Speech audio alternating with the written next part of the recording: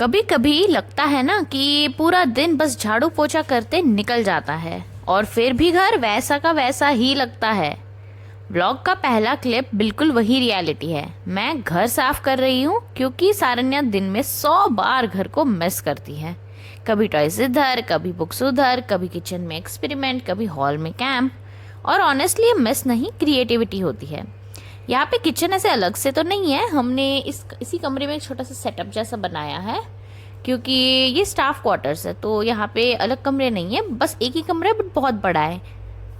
फिर सारन्या जब उठती है हमारा डेली रिचुअल स्टार्ट होता है, डांस टाइम। उसके फेवरेट सॉन्ग्स पे हम दोनों डांस करते हैं। वो अब वेस्ट को ट्विस्ट करना सीख रही है, हाथ रोल करना, रैंडम मूव्स बनाना। कुछ भी परफेक्ट नहीं होता पर जॉय 100% रियल होती है। यही तो है चाइल्डहुड, फ्री, वाइल्ड, एक्सप्रेसिव।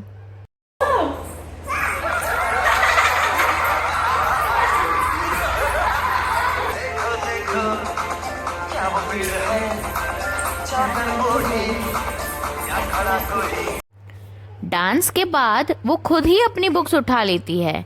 मैं अपनी बुक लेकर बैठती हूँ और वो अपनी। मैं कुछ लिखती हूँ, वो कॉपी करती है। मैंने उसकी बुक्स हमेशा उसकी रीच में रखी है, मेरे कपबोर्ड में बंद नहीं, क्योंकि मैं चाहती हूँ कि लर्निंग चाइल्ड लेड हो, नॉट शेड्यूल लेड। अनस्कूलिंग का एक सिंपल सा प्रिंसिपल है, जब बच्चा रेडी होता है ना तो वो खुद सीखता है। और सारन्या का इंटरेस्ट मुझे हर दिन यह प्रूव करता है।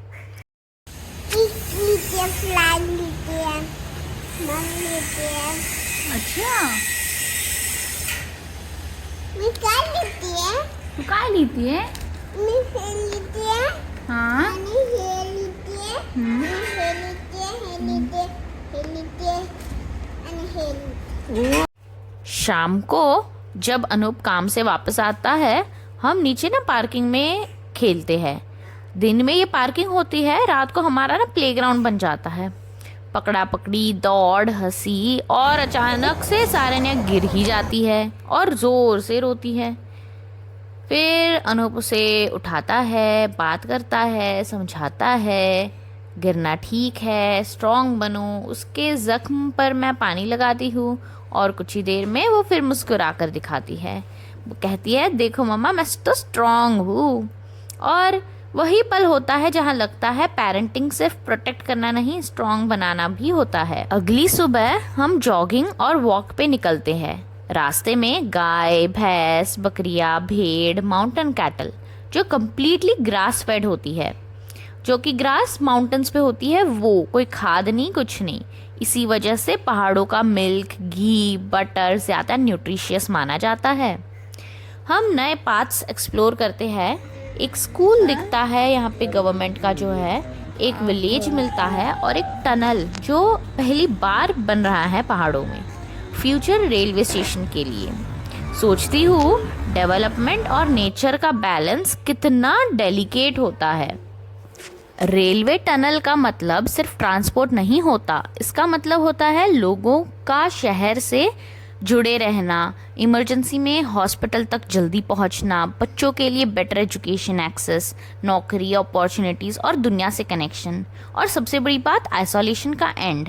अभी अगर हम देखेंगे ना तो ये जो पहाड़ों के गांव है ना वो खाली होते जा रहे हैं, क्योंकि सारे लोग तो सिटीज़ में जा रहे हैं नौकरी वोकरी के लिए।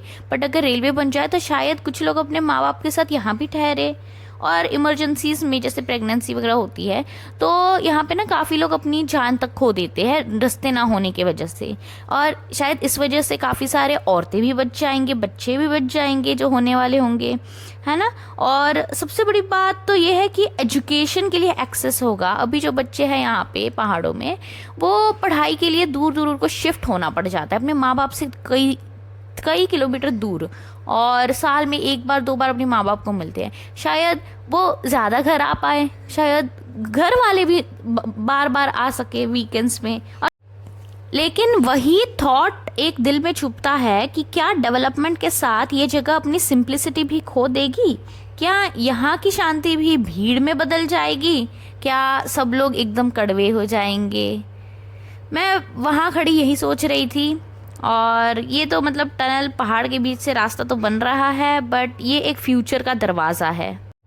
आगे बढ़ते हुए फिर हम पहुंचते हैं एक छोटी सी रिवर बीच पे, यानी मिनी गोवा, यहाँ पे इसी को यही बोलते हैं। फिर सारन्या पानी में खुश थी, मिट्टी में पैर और हवा में लाफ्टर। पर आपको पता है रिवर बीचेस और ओशन के जो बीचेस है वो बिल्कुल डिफरेंट होते हैं। यहाँ डेप्थ का ना अंदाज़ा नहीं होता, अचानक से शुरू हो जाती है और करंट भी अनप्रेडिक्टेबल होता है, कभी भी बढ़ सकता है।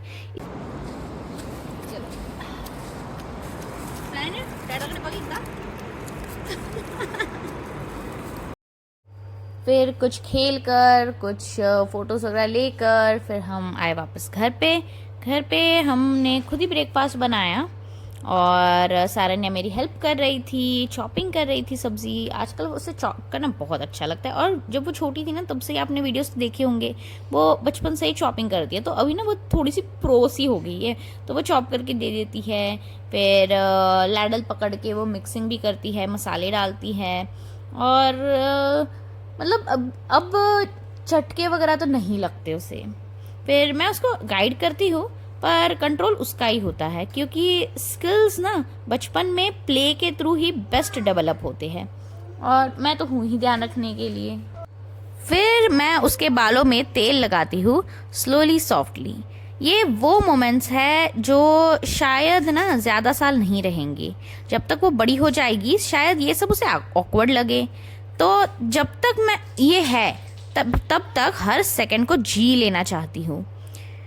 शाम को अनूप के ऑफिस के पास हम चले जाते हैं। काम खत्म हो चुका होता है और प्लेस ऑलमोस्ट एम्प्टी होता है। हम फिर से वहाँ पे पकड़ा पकड़ी खेलते हैं।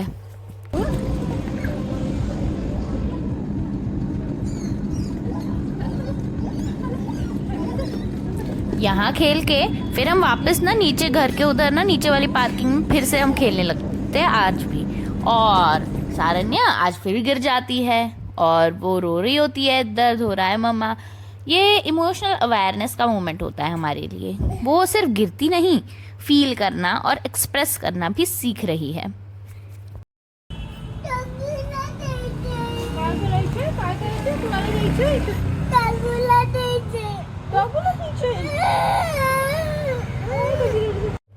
रात को सोने से पहले उसका बॉन्डिंग टाइम होता है अपने डैडा के साथ।